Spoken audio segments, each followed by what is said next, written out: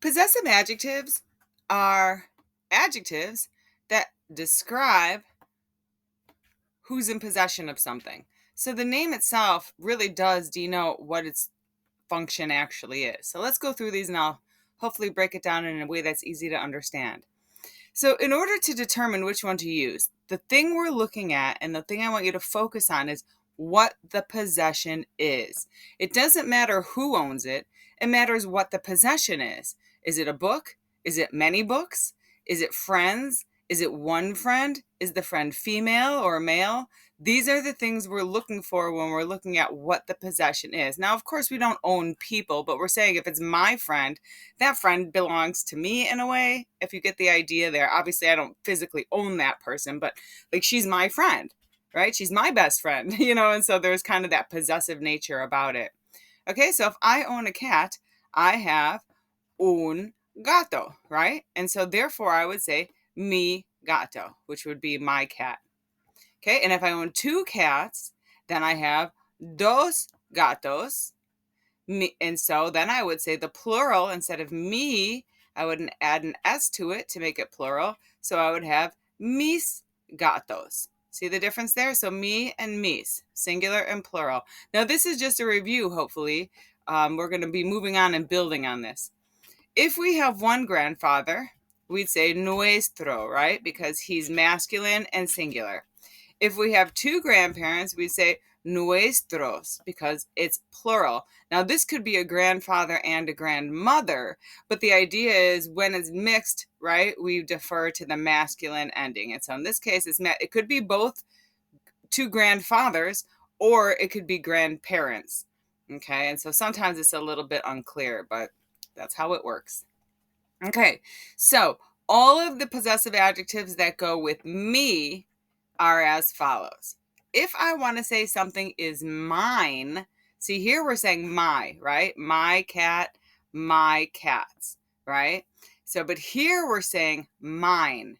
And so now it's a little bit different. We'll have the adjective mio, mia, mios, and mias. And the only difference between the four of these is masculine, masculine plural, feminine plural. That's it. So we're looking at the possessions. In this case, since the book is el libro, masculine, then we're going to use the masculine singular mine, mío.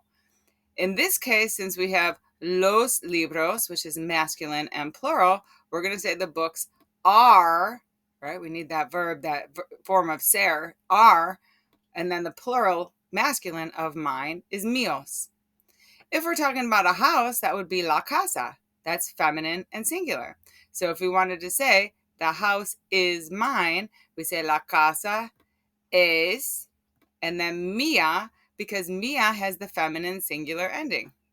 Same thing goes for las casas, which is feminine and plural. So las casas son, right? Because es is the singular of ser and son is the plural of ser.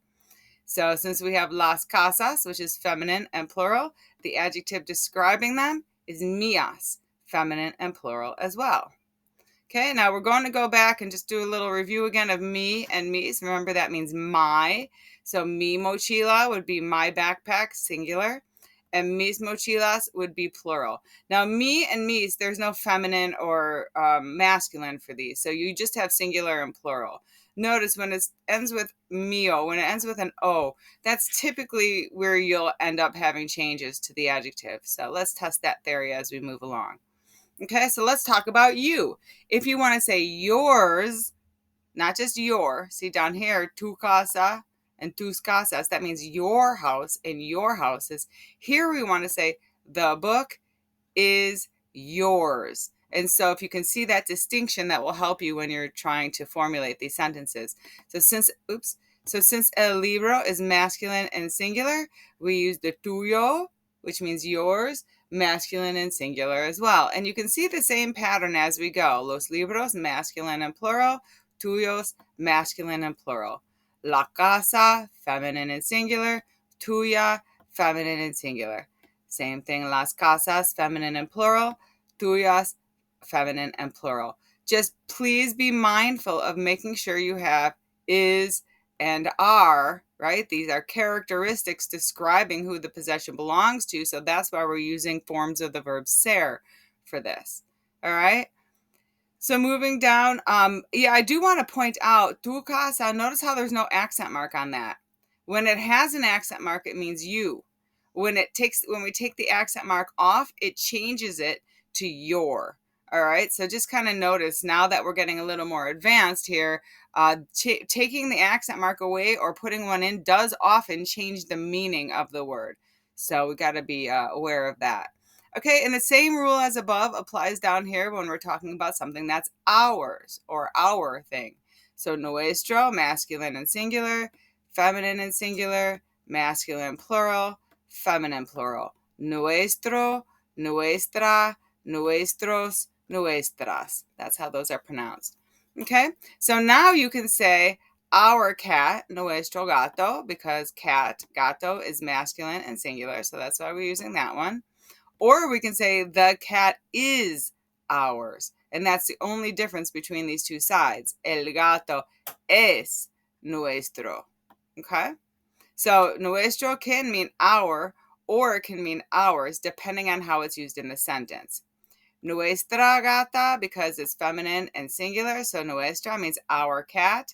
But if I wanted to say the cat is ours, I would say la gata es nuestra. Same thing, nuestros carros, right? Masculine and plural, just like carros. And then if we wanted to say they are ours, we would say los carros son nuestros. And then the same thing with nuestras hermanas. And you can see that example right there. Okay.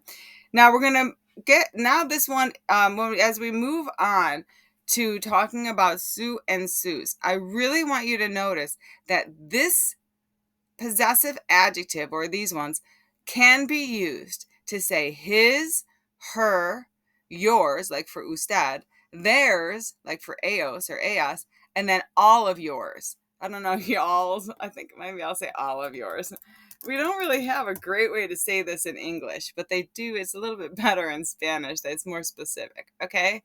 So, like all of your books, or, like I'm talking to a whole class, all of you guys have this. All right. So let's see how we put it. It works the same as all the other ones, but let's see it in practice. So we have suyo, suya, suyos, and suyas. Now here is the problem with this. If I say the blank, if I say es suyo, es suya, or say el gato es suyo, la gata es suya. Well, I could be meaning the cat is his, the cat is hers, the cat is yours, the cat is theirs, the cat is all of yours.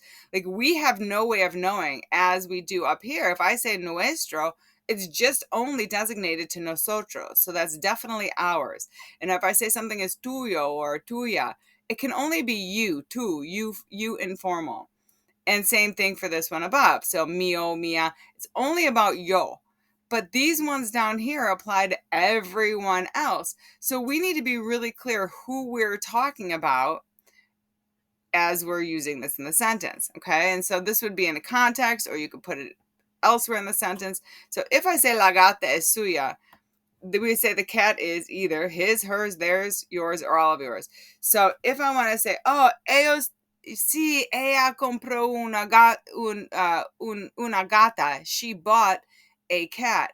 La gata es suya. The cat is hers. There would have to be something preceding that, or we wouldn't know whose cat it really is if you just like started a sentence with it. If I just said, el gato es suyo, and just walked up to you and said that, you'd be like, who? ¿De quién? Whose cat is it? You wouldn't know. Okay, again, this is in the context of a conversation. So su gato, his cat, her cat, their cat, all of your cat. El gato es suyo, masculine and singular, because we have el gato. That means the cat is his, the cat is hers, the cat is theirs, the cat is all of yours. We don't know, but we do know it's a male cat. Su gata. Notice su gato and su gata, masculine, feminine. Su stays exactly the same. So it doesn't matter masculine and feminine in the singular if you're saying their or your, right? Their, your. This one's saying is yours with an S on the end. So this means your, and this means yours or theirs. okay, or their cat. Okay, so this is the singular and this is the plural. La gata es suya. The cat is, and we know it's female, the cat is his. The cat is hers. The cat is theirs. The cat is all of yours. All right, and so again, right, so suya, so su and sus means your or their. Let me add that. Okay, and I also highlighted them just so you can see where they're separate. All right, so these ones mean your or their. These ones mean yours or theirs. So that hopefully will help you. All right, so here are some plural example. If we say sus carros, that's plural. Doesn't matter for this one if it's masculine or feminine because it doesn't change. So we just know that it's plural and it can mean any one of those things.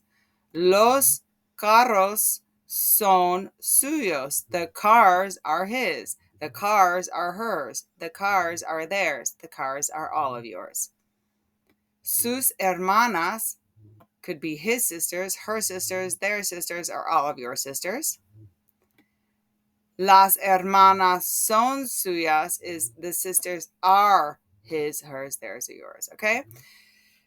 So I've given you these practice exercises. If you want, I put a couple of the answers in, but if you want to try these and then scroll down, you can see all the answers are down below. Obviously don't look at them if you want to do the practice until you've tried it, but you can make a copy of this if you want. File, make a copy, and then you'd be able to type on it.